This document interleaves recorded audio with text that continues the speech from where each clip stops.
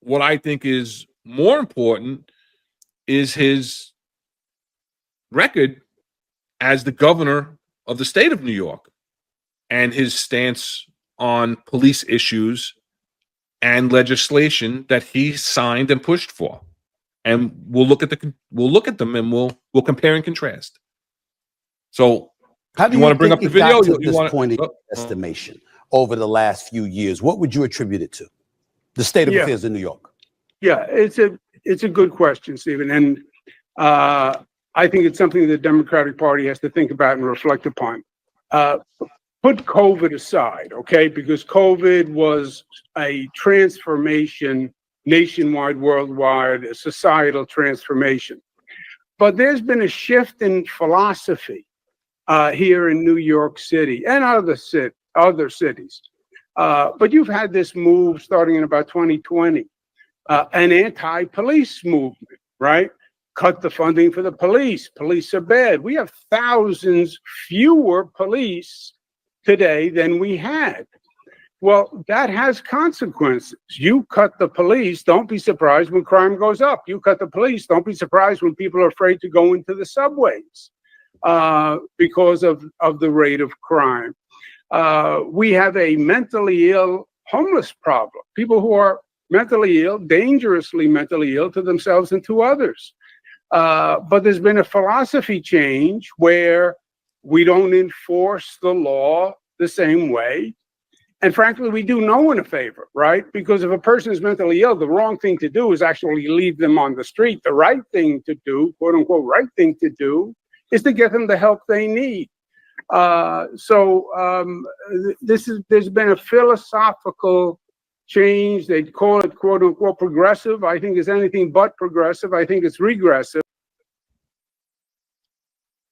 I think it stems from, we have a mayor right now. Well, I mean, de Blasio kind of messed it up from the beginning, but we have a mayor right now who thinks he's the PC, right? Because I think he's a disgruntled captain that felt that he should have been a higher rank and he should have moved up, and he probably would have stayed if he did. Maybe he wouldn't have got into politics. So he thinks he's the PC and he's run it into the ground.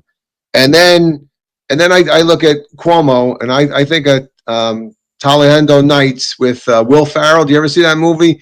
Yeah, and I think he's like the magic man. Now you see me, now you don't, right? It's like, what are you talking about? Like the stuff that you're bringing up, you bear no responsibility for any of that.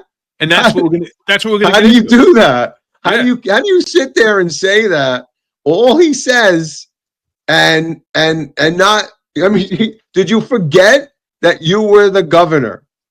And I know we're going to get into some of the legislation, but you did this. You helped create this problem. But now all of a sudden, here comes the Phoenix out of the fire, and he's coming to save us. Thank God.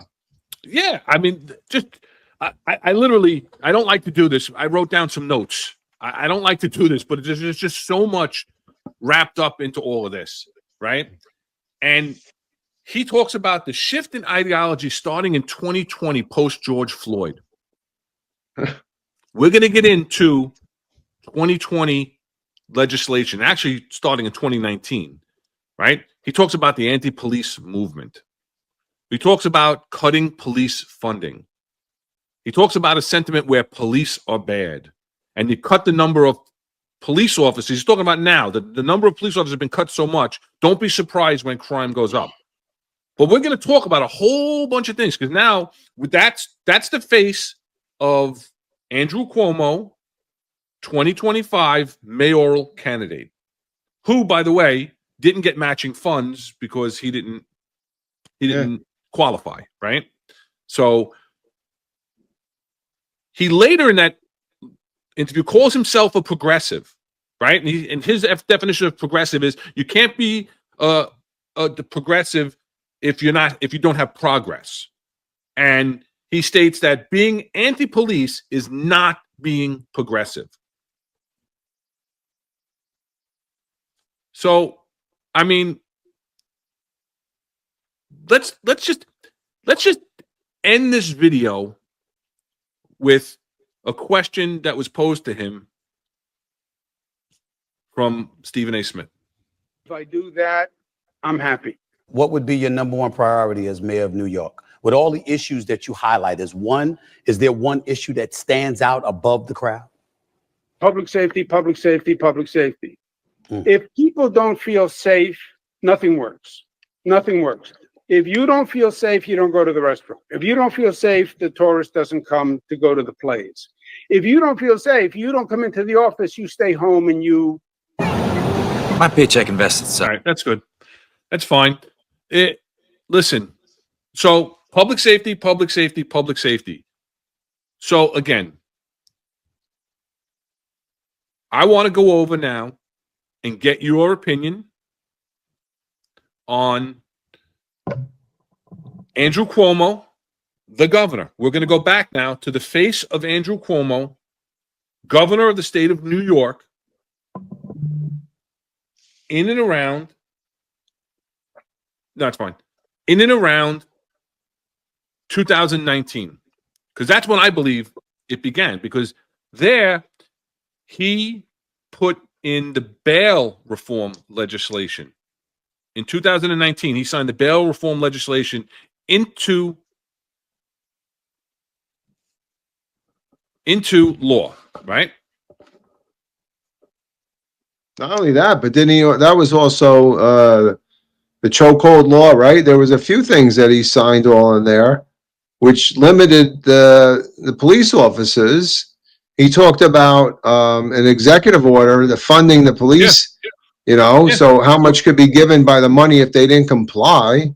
I mean, there's just a multitude of things that he added in there, but again, in 2019, though, the whole thing with bail reform, right, was that the judges could no longer consider the dangerousness of the accused. So how is that in relations to public safety, public safety, public safety? When the judges can't even put bail on people because they can't consider the dangerousness. The discovery reform was also in 2019. 2019, it was put in place that the DAs could not wait. They had a very short time period. I forget the exact days, but it's days they have to present the discovery material to the defense. And case after case after case after case is being dismissed because it's an unreasonable expectation. The DAs, even though they put into place some technology where we can transfer information, we can transfer body-worn cameras and share them with the DA so the DA can share them with the defense, paperwork, the detectives in their ECMS case files can transfer the stuff to the DA in a timely manner. But it's unreasonable. And with the DAs losing staff, the NYPD not having enough staff to actually correlate this information to get it to the DAs on time, cases just keep getting dropped and keep dropped. So what does that mean? That means that people that have been arrested for dangerous things are not being held accountable. I'm not saying every single person that's arrested is guilty, but they're not even getting their day in court. They're not even being tried. The cases are being dropped. How does that help public safety, public safety, public safety? Raise the age, which actually I believe came in before 2019, where he changed it so that 16 and 17-year-olds were no longer considered adults for crimes that they commit.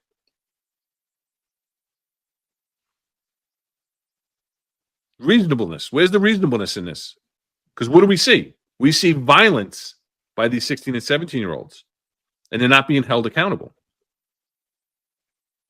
So just on those things right there, the bail reform, the discovery reform, and raise the age. How do you feel about that towards public safety, public safety, public safety. Right. So each one of those has a direct impact, a negative impact on the way law enforcement operates. You can't, you took tools away that were necessary. I mean, I'll talk quickly about the bail reform, right? So take into consideration the individual, and you can't take into consideration his ability, the violence or whatever, case by case or whatever. You have to just look at it. It can basically, can a person afford the bail, right? Because they would say a person of low economic standards wouldn't be able to afford it, when somebody that had more money would be able to pay it. Okay, but you have to take a look at their records, right, and think about the record of the individual, and then set the bail appropriately.